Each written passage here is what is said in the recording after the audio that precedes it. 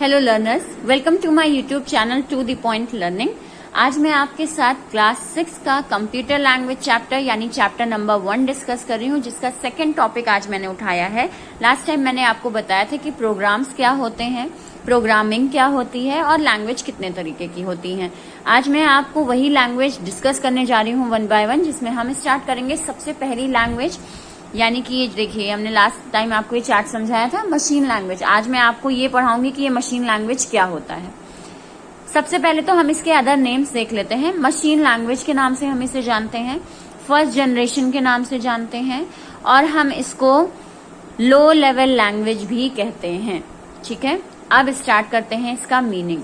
It is the only language that a computer understand. ये एक लौती ऐसी लैंग्वेज है जिसे एक्चुअली में कंप्यूटर समझ पाता है।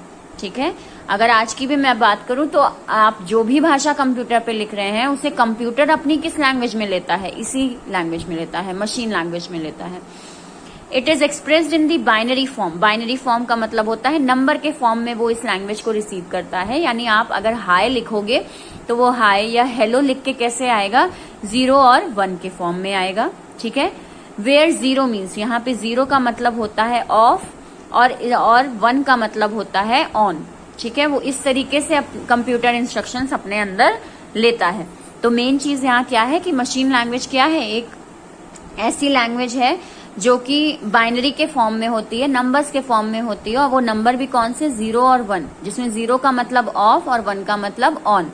नेक्स्ट आते हैं, machine language has the advantage of very high speed and very low memory utilization. इस लैंग्वेज का फायदा क्या है कि इसकी स्पीड बहुत हाई है। ठीक है, बहुत तेजी से कंप्यूटर में प्रोसेस होती है, और वेरी लो मेमोरी यूटिलाइजेशन, और मेमोरी जो कंप्यूटर की मेमोरी होती है उसको भी बहुत कम यूटिलाइज करती है, यानी बहुत ज्यादा यूज नहीं करती है, मेमोरी कम ही यूज करती है, और साथ ही साथ इसकी स्पीड भी बहुत अच्छी है। But understanding and learning machine language is a tough and time consuming. अब ये तो कंप्यूटर की बात होगी कि कंप्यूटर इस लैंग्वेज को बहुत जल्दी स्पीड में ले लेता है, वो मेमोरी भी कम यूटिलाइज करता है, इससे आपके कंप्यूटर का दिमाग कम खर्च होता है, ऐसे समझिए। ठीक है, लेकिन एक इंसान के लिए इन लैंग्वेजेस को समझना बहुत मुश्किल है। अब जैसे अभी मैंने आपसे कहा कि आपको अगर हेलो लिखना है तो आप 0 और 1 को यूज करेंगे। अब जरा सोचिए, आपको इसी तरह सारे कोड याद रहेंगे क्या कि हेलो का 0 1 1 और 0 1 होगा, तो बाय का मतलब होगा 1 0 1। ये चीजें हर वर्ड के लिए आपको कोडिंग याद करनी पड़ेगी, राइट? तो ये डिफिकल्ट टास्क है। इसीलिए इस लैंग्वेज के साथ सबसे बड़ी परेशानी यही होती थी कि ये बहुत टफ है और बहुत टाइम कंज्यूमिंग है। ठीक है, आपको लिखने में बहुत समय लगेगा। पहले आप कोड देखोगे, फिर लिखोगे, फिर कोड देखोगे, फिर लिखोगे, ये काम है। It is very difficult to write and debug programs written in machine language.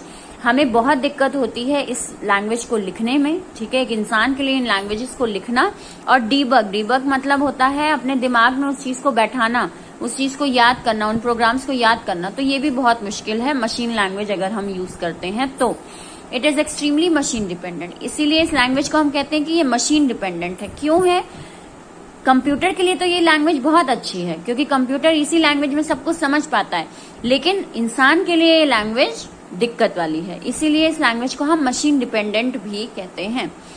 अब machine language program written on one computer may और may not run on another computer. एक इसके साथ दिक्कत ये भी है कि हमने अगर एक कंप्यूटर पे चलो ये लैंग्वेज हमने याद करके लिख भी ली, अब हम दूसरे कंप्यूटर पे काम करने जा रहे हैं तो वहां पे वो लैंग्वेजेस बदल जाएंगी, है ना। अगर हम किसी चीज का कोड लिख रहे हैं 001, हो सकता है दूसरे कंप्यूटर में उसका कोड 100 हो जाए। ठीक है, तो दुनिया भर के सारे कंप्यूटर्स के कोड हमें याद करने पड़ेंगे, राइट? अगर हम देखें तो यही चीज तो है, क्योंकि हमें सारे कंप्यूटर्स के कोड याद करने पड़ेंगे। तो क्या एक ह्यूमन ब्रेन इतनी चीजें याद कर सकता है? नहीं कर सकता ना। तो इसीलिए यहाँ पे ये भी दिक्कत है कि ये एक कंप्यूटर में अलग तरीके से वर्क करती है और दूसरे कंप्यूटर में अलग तरीके से वर्क करती है। Because of this very few people opt for specialization in machine language. इसीलिए जब ये लैंग्वेज अप्लाई होती थी तो उस टाइम बहुत कम ही लोग होते थे जो इसमें स्पेशलाइज होते थे, जिनको ये लैंग्वेजेस समझ में आती थी, जो इन लैंग्वेजेस को लिख सकते थे। सारे आम लोग, हम और आप या कोई और नॉर्मल पर्सन इन लैंग्वेजेस को याद करके और कंप्यूटर पे बड़े अच्छे से जैसे आजकल हम काम कर लेते हैं वैसे काम नहीं कर सकता था। ठीक, तो ये इसके साथ बहुत सारे इसके नुकसान थे, यानी डिसएडवांटेजेस थे। That is why machine language is also regarded as low level language. इसीलिए इस मशीन लैंग्वेज को एक और नाम दिया गया लो लेवल लैंग्वेज का, right?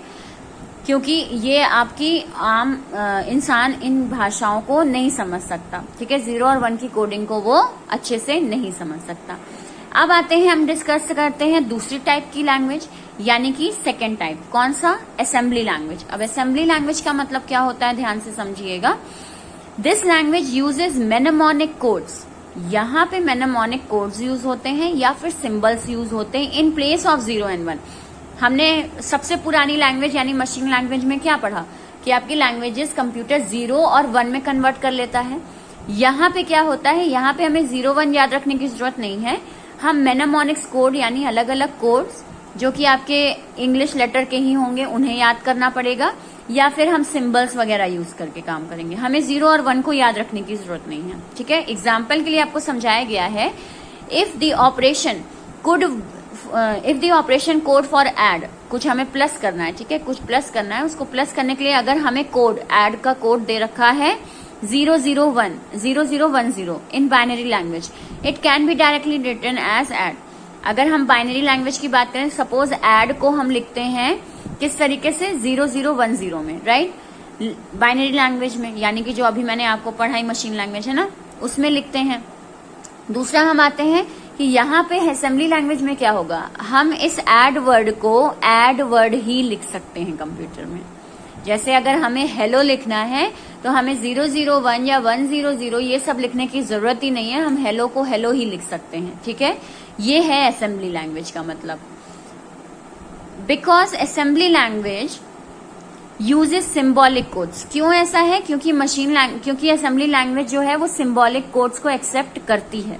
Hence it is easy to work with assembly language than in binary language। इसीलिए जो अभी हमने पुरानी लैंग्वेज आपको पढ़ाई मशीन लैंग्वेज या जिसे हम बाइनरी लैंग्वेज भी कहते हैं, उससे आसान होता है असेंबली लैंग्वेज को यूज करना। सिंपल है, वहां हमें 0 1 याद रखना था, यहाँ हमें कुछ नहीं याद रखना है। यहाँ अगर हमें ऐड लिखना है तो हम ऐड ही लिखेंगे, प्लस लिखना है, सब्ट्रैक्ट लिखना है तो सब्ट्रैक्ट ही लिखेंगे, राइट? तो यहाँ ये आपका काम थोड़ा आसान हो गया। ये आपकी पुराने जमाने की थोड़ी नई लैंग्वेज अब निकल के आई थी। देन देखते हैं, since a computer can understand only machine language, so assembly language program have to be converted into machine language. अब देखिए इसमें बात है एक क्या, कि क्योंकि हम ये जानते हैं कि कंप्यूटर कौन सी लैंग्वेज समझता है, केवल 0 और 1 की लैंग्वेज को ही समझता है, ठीक है? इसलिए हमारे लिए जरूरी हो जाता है कि हम जो लैंग्वेज लिख रहे हैं, यानी हम जो असेंबली लैंग्वेज लिख रहे हैं, उसे हमें मशीन लैंग्वेज में कन्वर्ट करना ही होगा, ठीक? Translator programmers known as assemblers were developed to convert the assembly language program into machine language। अब इस प्रॉब्लम को सॉल्व करने के लिए कि कंप्यूटर समझता है मशीन लैंग्वेज, हमें आती है असेंबली लैंग्वेज, अब हमें क्या करना होगा, असेंबली लैंग्वेज को मशीन लैंग्वेज में कन्वर्ट करना होगा। और ये कन्वर्ट करने के लिए हमें जरूरत पड़ेगी किसकी? हमें जरूरत पड़ेगी ट्रांसलेटर की, जिसको हम किस नाम से जानते हैं? असेंबलर, ठीक? ऐसे आप समझिए कि आपको अगर पंजाबी नहीं आती है और अगर मुझे हिंदी आती है, उस केस में अगर हमें आपस में बात करनी है तो हमें कोई ऐसा पर्सन चाहिए होगा जिसको दोनों लैंग्वेज आती हो और वो समझ के हमें हमारी भाषा में समझा सके, राइट? तो अगर कंप्यूटर मशीन लैंग्वेज समझ रहा है, आप अगर असेंबली लैंग्वेज लिख रहे हैं, तो आपकी लैंग्वेज को मशीन लैंग्वेज में कन्वर्ट करने के लिए किसकी जरूरत है? असेंबलर की जरूरत है, राइट? तो यही असेंबलर डेवलप किए जाते थे, ठीक? To convert the assembly language program into machine language, assembly language को मशीन लैंग्वेज में कन्वर्ट करने के लिए। A program written in assembly language is called the source program. जो प्रोग्राम आपका असेंबली लैंग्वेज में लिखा रहता था उसे हम कहते थे source program. Whereas the program converted into machine language by the assembler is called object program और object code। और जब वही आपकी ये लैंग्वेज मशीन लैंग्वेज में कन्वर्ट हो जाती थी तो वो कहलाती थी क्या? वो कहलाती थी ऑब्जेक्ट प्रोग्राम या ऑब्जेक्ट कोड, ठीक है? ज्यादा दिक्कत वाला नहीं है समझने के लिए। आपको क्या समझना है? आपकी असेंबली लैंग्वेज को मशीन लैंग्वेज में कन्वर्ट करने के लिए जो आपको कन्वर्टर चाहिए या ट्रांसलेटर चाहिए, वो क्या है? वो है असेंबलर, ठीक? जब आपकी असेंबली लैंग्वेज जो है वो बदलती थी मशीन लैंग्वेज में, यानी असेंबली लैंग्वेज को हम सोर्स प्रोग्राम कहते हैं और मशीन लैंग्वेज को हम क्या कहते हैं? मशीन लैंग्वेज को हम ऑब्जेक्ट प्रोग्राम, ऑब्जेक्ट कोड कहते हैं। देन आते हैं like machine language, assembly language is also machine dependent. अगर हम देखें तो असेंबली लैंग्वेज भी हमारी मशीन डिपेंडेंट ही मानी जाती थी and programming in this language is quiet time consuming. अब यहाँ पे हमें क्योंकि असेंबली लैंग्वेज को मशीन लैंग्वेज में कन्वर्ट करना पड़ता था, इसलिए हमें एक असेंबलर यानी कि एक ट्रांसलेटर बनाना पड़ता था। इस ट्रांसलेटर को बनाने में बहुत टाइम कंज्यूम होता था। Thus it is also regarded as low level language, इसलिए हम इस लैंग्वेज को भी लो लेवल लैंग्वेज के नाम से जानते हैं। अगर हम देखें तो हमें इस टाइप की लैंग्वेज में भी एक डीमेरिट, एक नुकसान, एक डिसएडवांटेज नजर आ गया कि क्या हमें जो अपनी लैंग्वेज को मशीन लैंग्वेज में बदलना है उसके लिए हमें चाहिए असेंबलर, और इस असेंबलर को बनाने में बहुत ज्यादा टाइम कंज्यूम होता है। ठीक, तो आज हम ये दो लैंग्वेजेस रखते हैं। आज इस वीडियो में आपको इतना ही पढ़ाती हूँ कि हमने क्या पढ़ा, मशीन लैंग्वेज पढ़ी, फिर हमने असेंबली लैंग्वेज पढ़ी, और दोनों में ही कुछ ना कुछ नुकसान है। अब नेक्स्ट लैंग्वेज पढ़ेंगे और देखेंगे कि उसमें क्या फायदा है या उसमें आगे क्या नुकसान है। ठीक, तो अगर आपको ये पूरा वीडियो समझ में आया हो, पसंद आया हो, तो लाइक का बटन है, वहां पे थम्स अप का बटन है, उसे जरूर क्लिक करें। अगर आपकी कोई भी क्वेरी या कोई सवाल है तो उसे कमेंट सेक्शन में जरूर लिखें ताकि मैं उसका रिप्लाई कर सकूं, और मेरे चैनल को सब्सक्राइब जरूर कर लें, बेल आइकन जरूर दबा दें अगर अभी तक आपने नहीं दबाया है। ध्यान रखिएगा, सब्सक्राइब का बटन और बेल आइकन आपको एक ही बार क्लिक करना होता है, हर वीडियो में नहीं करना होता। ठीक है, तो उसे एक बार आप क्लिक कर देंगे तो फिर मैं जितने भी वीडियो डालूंगी वो सबके सब आपके मोबाइल में नोटिफिकेशन की तरह आएंगे। ठीक, तो आज के लिए इतना। नेक्स्ट वीडियो में भी मेरे साथ बने रहिएगा। Thank you and have a nice day.